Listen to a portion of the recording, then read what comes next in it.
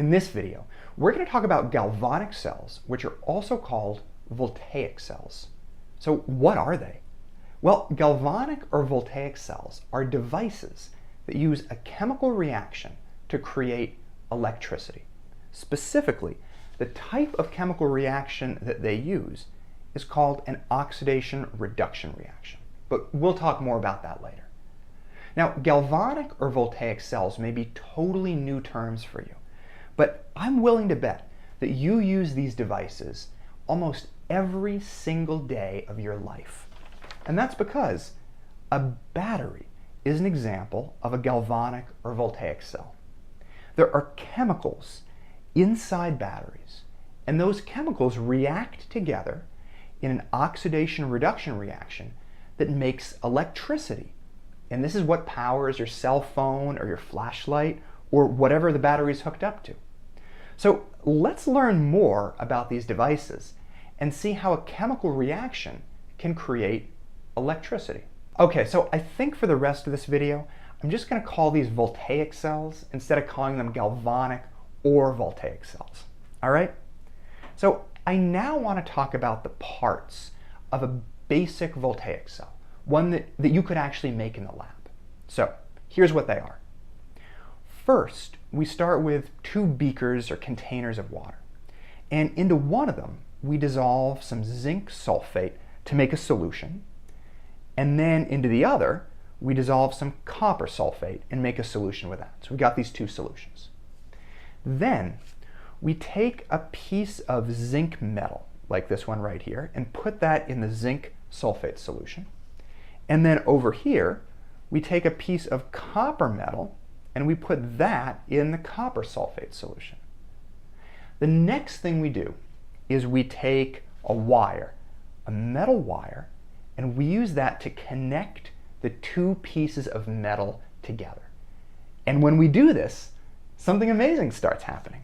Electrons start moving through this wire. They move from the zinc metal into the copper metal. Now, this is a big deal because moving electrons are what make electricity. So when we hook this wire together with the pieces of metal and electrons start moving through it, we have electricity. We have electricity moving through this wire.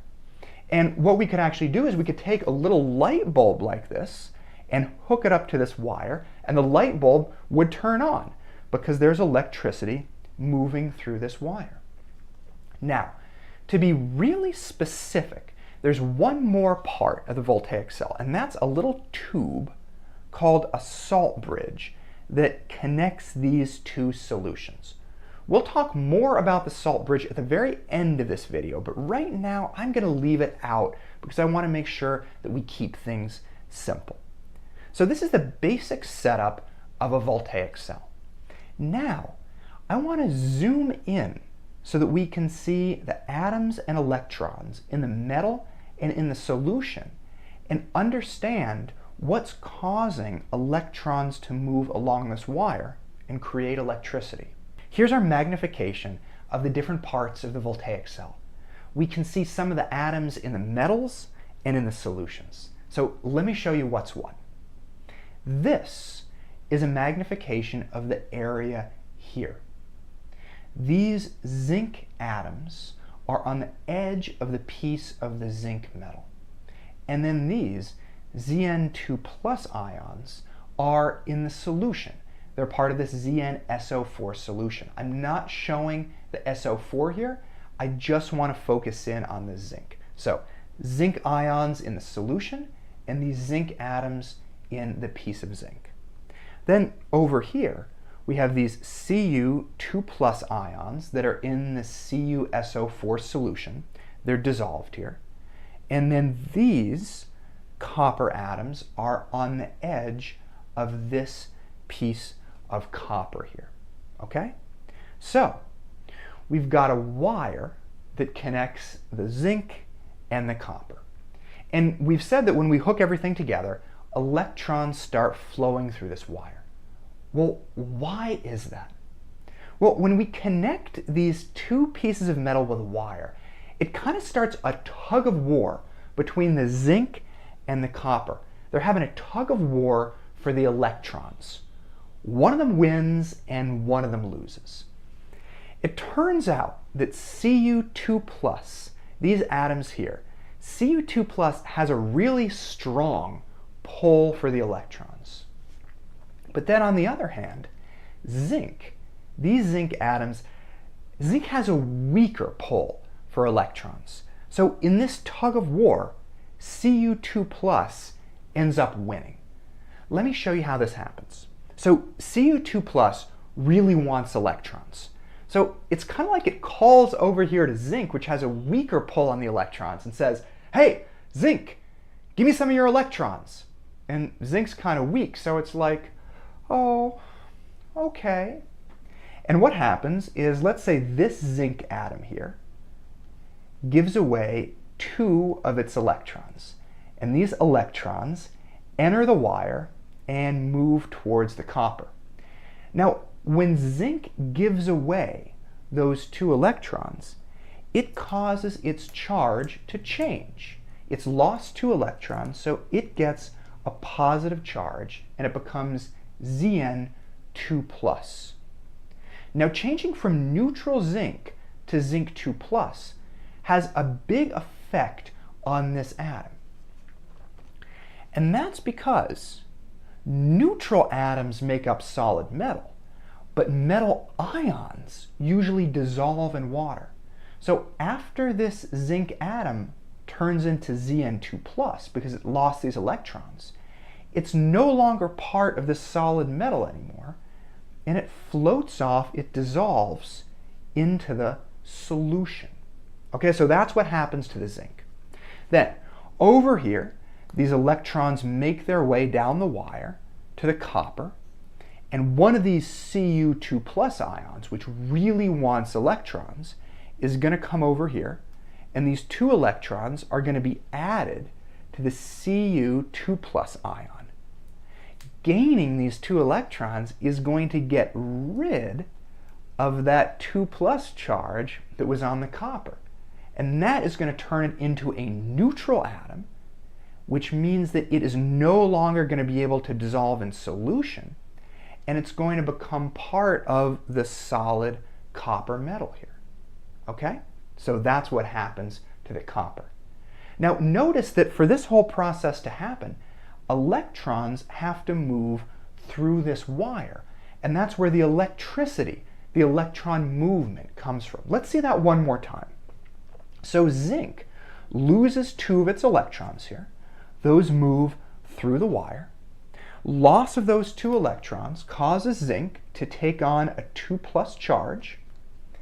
It is then going to dissolve in the solution.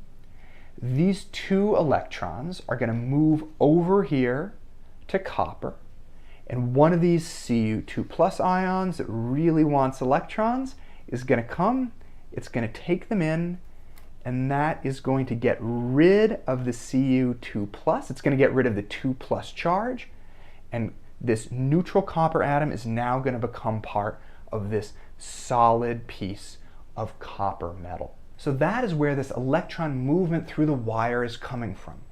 Zinc loses these 2 electrons. They move through the wire, creating electricity. They come over here, and they join up with the Cu2+, turning it into neutral copper. We have these electrons moving through the wire here, creating electricity. So that is how we get electricity, from these electrons moving from the zinc over here into the copper. And if this happens long enough, we actually see these 2 pieces of metal change, right? Like these zinc atoms keep coming off of this piece of zinc, so it's essentially dissolving. And over time, what we'll see is that this piece of zinc actually starts to dissolve. It gets smaller and smaller. But then on the other hand, those Cu2+ ions are coming out of solution and are attaching to the solid copper. And so they're going to make this piece of solid copper bigger and bigger. And so if we let this voltaic cell run for long enough, we'll eventually see that these two pieces of metal actually change size and shape. Here are some diagrams for the process that's happening in the voltaic cell. I want to describe what's going on in terms of oxidation and reduction. So over here, one of these neutral zinc atoms is losing electrons. So that means that oxidation is happening on this side of the voltaic cell. And over here, this Cu2 plus ion is gaining 2 electrons to turn into a neutral copper atom. So reduction or gain of electrons is happening over here. Now we can give names to these two parts of the voltaic cell based on whether oxidation or reduction takes place. So the cathode is the name that we give for the site of reduction, where reduction happens. So reduction is happening here, which means that the piece of copper is the cathode, the site of reduction. And the piece of zinc over here is where oxidation is happening. So the piece of zinc is going to be the anode. So reduction at the cathode on copper, oxidation at the anode on zinc. Now let's write reactions for the two processes that are happening here. Okay? First, let's write the reaction for reduction. We're starting with Cu2+, and this Cu2+ is dissolved in solution. So I'm going to write that with an AQ for aqueous after it to show that it's dissolved in solution. Now this Cu2+ gains 2 electrons, so I'll write plus 2E-, and that gives us a neutral copper atom. So I just write Cu with no charge after it. That shows that it's neutral, and then it's part of the solid metal, so I write an S after it. So this is the reaction for the reduction process. Over here, the reaction for the oxidation process. We start out with a neutral zinc atom, and this neutral zinc atom is part of the solid piece of zinc. So I'm going to put this S here for solid. Now it loses 2 electrons. To show that we lose something in a chemical reaction, we put it on the other side of the arrow. Okay? So I'm not going to write anything right here. I'm going to put this arrow. I'll leave the electrons for last. Losing the electrons turns the neutral zinc atom into a Zn2+ ion, Zn2+, that is now dissolved in solution. So I'll write AQ here. And then finally, to show that I lost those 2 electrons here, I'll put plus 2E- on this side. So this is the reaction for the oxidation. Now these two reactions that I wrote, we call them half reactions because each one of them tells half the story of the oxidation reduction process. And we can actually give names to these two parts of the voltaic cell as if each one of them is half of the big picture. We call this the oxidation half cell. It's half of the voltaic cell where the oxidation is taking place. And we call this the reduction half cell. It's half of the voltaic cell where reduction is taking place. And it is these half reactions that show what's going on in each one of the half shell, in each one of the half cells. I said half shells. It's like Teenage Mutant Ninja Turtles coming back to haunt me from the 80s. Anyway, we have these two half reactions, and we can put them together to get a net ionic equation, which shows the overall oxidation and reduction process. We start with solid neutral zinc and Cu2+ ion, and then at the end of the process, we're left with zinc 2+ ion, and then we have solid copper. This is the net ionic equation that we get from adding together these two half reactions. Now, when we're talking about voltaic cells, we're often asked to represent them in cell notation, which is a shorthand abbreviation of the chemical reactions in the voltaic cell. It's a way that we can show what's going on without drawing a picture of the whole thing. Okay? Cell notation is sometimes referred to as a cell diagram, just so you know. So here's how we would write what's going on in this voltaic cell using cell notation. We start on the left with the oxidation process. Okay? How does the oxidation process start? Well, I have the half reaction up here. It starts with solid zinc. Okay, so I will write Zn solid right here. That's how the oxidation begins. Then I put this line here, and I show what we end up with in the oxidation process, which is Zn2+. Okay, so Zn2+, and that is dissolved in water. It's part of the solution. It's aqueous. So this shows the oxidation process that happens in the half cell over here. Okay? Then I put two lines like this, and these two lines represent the physical boundary between these two half cells, or you can think of them representing the salt bridge. Okay, now on the right, I put information about the reduction process. So the reduction process begins with Cu2+ aqueous, Cu2+ aqueous, and then I will put another one of these lines, and the reduction process ends with Cu solid. So there, Cu solid. So this is how we can sum up what's going on in this voltaic cell using cell notation. We have the oxidation process, and then two lines showing the boundary, and then we have the reduction process. So finally, we've talked a little bit about the salt bridge. I said we'd discuss it at the very end. So let me take a minute or two and explain what the salt bridge is, what it does, and why it's important in a voltaic cell. The salt bridge helps to balance out charge in the voltaic cell. Here's what I mean. The two solutions are made up of both positive ions and negative ions. I didn't show the negative ions before. Those are these yellow things. I just showed the zinc and the copper. But along with these metal ions are these polyatomic ions, sulfate, SO4 2-. It's a sulfur with 4 oxygens, and the whole thing has a 2- charge. I didn't want to have to keep using this thing, so I've just abbreviated these as SO4 2-. But the point is, the negative charge from the sulfate balances out the positive charge from the zinc or from the copper. So right here in my two half cells, the charges are balanced out. But let's look at what happens as the voltaic cell begins to run for a while. Okay?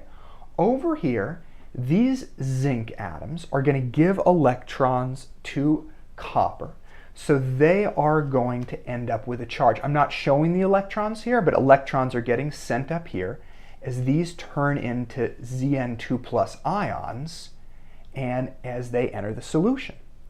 Now over here, as electrons come over, these Cu2+ ions will turn into neutrally charged copper atoms and attach to the metal.